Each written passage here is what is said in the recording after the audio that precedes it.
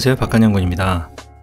한 2달 정도의 시간 동안 고민하고 알아보고 한 끝에 결국 로디 11을 영입하게 됐습니다. 그래서 카약을 구매를 했고요. 이제 곧 나가서 진수식도 하려고 합니다.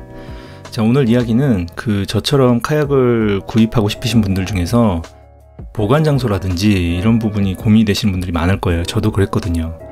그래서 오늘 그 부분에 대해서 한번 제 경험을 공유해 보고자 합니다. 아파트의 상황으로 가정을 했을 때 저희 집 같은 경우에 지하 주차장에 보관을 하려고 생각을 했었고요.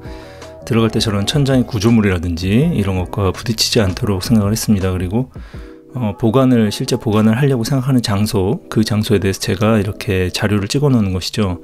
이 부분은 2단계 정도 갔을 때 쓸 자료로서 제가 촬영을 해 놓은 것이고요. 이 자리에 보관을 해야겠다 이렇게 생각을 하고 이 부분을 촬영을 해놨습니다. 이 주변에 대해서 어떤 공간인지 체크를 해놓고요. 그리고 이거 훔쳐가는 거 아니야? 라고 생각하실 수도 있는데, 대부분의 아파트 지하주차장 입구에는 이렇게 CCTV가 장치가 돼 있죠. 그래서 가로막 없으면 못 가져가지만 혹시 훔쳐가더라도 이렇게 다 찍히니까 걱정을 좀 안 하셔도 될 것 같습니다. 이걸 믿고 일단 보관을 하기로 했어요. 자, 그리고 두 번째로 이제 장소에 대한 허락을 받아야 되는데요. 절대로 관리 아저씨라든지 관리소 직원분한테 문의하지 마시고 바로 관리소장님 면담을 하는 것이 굉장히 중요합니다. 찾아가서 몇 도 주민인데 관리소장님 면담을 하고 싶습니다 라고 얘기를 하고 카약 문제를 하는 것이 좀 더 부드럽게 연결되는 부분입니다.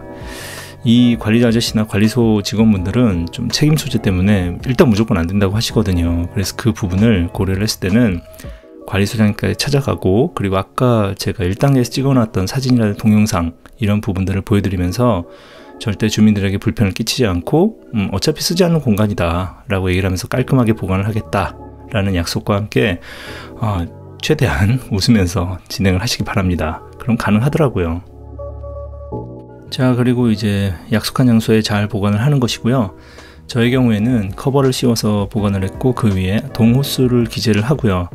그리고 관리하신 분께도 관리소장님한테 이렇게 허락을 받았습니다 라는 부분을 말씀을 드리고 잘 놔뒀습니다. 자, 그리고 이제 카타 방법을 말씀을 드릴 텐데요. 일단 차를 좀 빼고, 그리고 위치를 시키고 카약을 좀 꺼내 놓은 상태고요. 그리고 이게 중요합니다. 이게 보통 아파트 지하주차장 바닥이 좀 미끄럽거든요. 그래서 카약이 미끄러지다가 차에 부딪힐 수도 있으니까 이렇게 요가 매트를 잘랐어요. 그래서 요가 매트를 이 정도 사이즈로 잘라내고 나서 차에서 제가 볼 때는 한 1.5m 그 정도가 적당한 것 같아요. 지금은 조금 가깝게 놓은 상태고요. 자, 그리고 카약을 바퀴가 달린 채로 이제 들들들 끌고 놓는 거죠. 그래서 굉장히 쉽게 끌고 오죠. 차량 옆에 가까이 저렇게 위치를 시키고요. 제일 중요한 것은 가로바의 중앙 정도에 저 매트를 놓고 1.5m 정도 차에서 떨어뜨려 놓은 자리에 매트를 놓고 그 자리에 이제 후면을 놓게 되는 것이죠. 바퀴는 일단 이 정도쯤에서 빼고요. 발로 걷어내고, 잘 걷어내고 놓을 자리를 잡은 다음에 저렇게 놓는 거죠.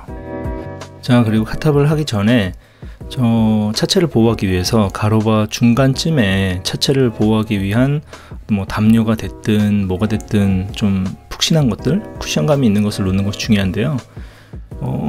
실제로 차에 기대지는 부위가 그렇게 넓진 않더라고요. 그래서 저 같은 경우는 그냥 남는 차량 그냥 바닥 매트라든지, 그리고 딸아이가 만들어 놓은 저 돗자리, 저걸 가지고 일단 대충 놨고요.